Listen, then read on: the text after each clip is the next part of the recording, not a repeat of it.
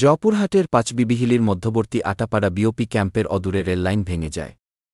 প্রচণ্ড গরম ও রেল লাইনগুলোর বয়স হওয়ার কারণে এমনটি হয়েছে বলে ধারণা করেন সংশ্লিষ্ট কর্মকর্তাগণ।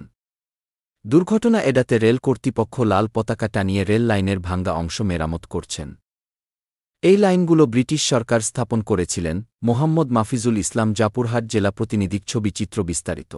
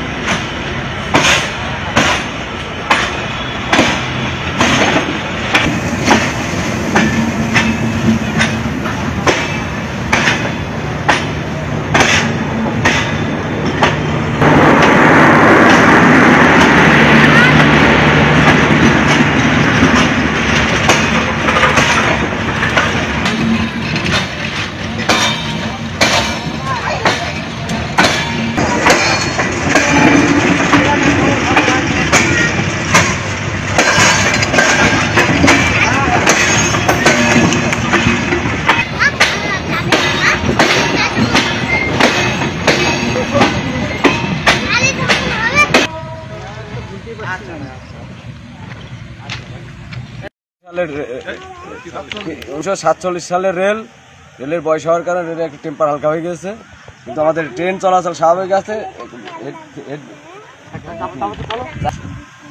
আমরা গোটা টিম, গোটা টিম এসে আমরা রেলটা মেরামত করছি। ট্রেন খুব দ্রুত হয়ে যাবে ইনশাআল্লাহ।